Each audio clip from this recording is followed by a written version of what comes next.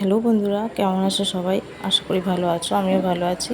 তো আজকে চলো একটা ব্রাশ ও কাপড়ের শাড়িতে তোমাদের পাড় বসানোর ভিডিও দেখাচ্ছি তোমাদেরকে। তো এই শাড়িটা আমার একটা ক্লায়েন্ট দিয়ে গেছে, আমার নয় মোটেই। এই শাড়িটা একটা ক্লায়েন্ট দিয়ে গেছে আমাকে। এটা মানে সাদার মধ্যে লাল পাড়টা বসালে এতটা সুন্দর লাগছে, শাড়িটার একটা আলাদাই গর্জেস চলে এসেছে। তোমরা তো এমনিতে সবাই জানো সাদা লালের কম্বিনেশনটা কতটা সুন্দর হয়। তো চলো এবার দেখাবো, চলো কিভাবে বসাচ্ছি আমি। তো প্রথমে তো এই সাইডটা বসিয়ে নিতে হবে, তবেই তো সেকেন্ড সেকেন্ডটা বসানো যাবে না।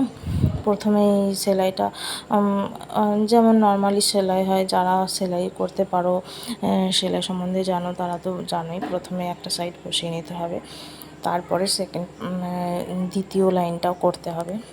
তো মানে আমার এই শাড়িটা কাজ করতে এত ভালো লেগেছে, এই প্রথমে হয়ে গেছে এইটাই, এবারে এই লাইনটা করতে হবে সেলাই।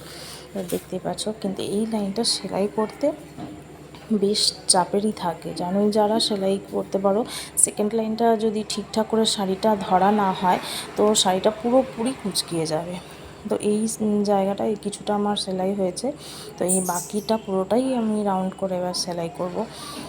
তো এই মানে যখন এটা আমি সেলাই করছিলাম না, আমি শাড়িটাতে আমি পুরো প্রেমে পড়ে গেছি। কারণ আমার এমনিতেই সাদা লালের কম্বিনেশন আমার পার্সোনালি খুবই ভালো লাগে, আমি খুব পছন্দ করি। কিন্তু আমার বাড়ি থেকে সাদা পরতে একটু অবজেকশন করে বলে, তাই আমার সাদাটা পরা হয় না ঠিক। তো দেখতেই পাচ্ছ, এটা এখন কুচিতে যাবে। আমার শাড়িটা পাড় বসানো পুরোপুরি কমপ্লিট হয়ে গেছে।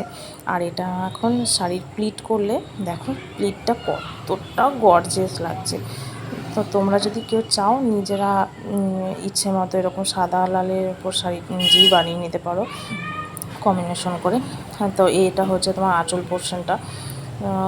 তোমরা দেখতেই পাচ্ছ কতটা ভালো, আমার তো ভীষণ ভালো লাগছে। বারবার এক কথা বলছি, আসলে এই শাড়িটা বানিয়ে আমি পুরো চুমু শাড়ি হয়ে গেছে, আমার একদম চুমু শাড়ি। তো যেই ক্লায়েন্টের শাড়ি, সে খুবই হ্যাপি এই শাড়িটা পেয়ে। না আচ্ছা, এর পরের ব্লগটা আবার পরে শেয়ার করবো আরেকটা। বাই।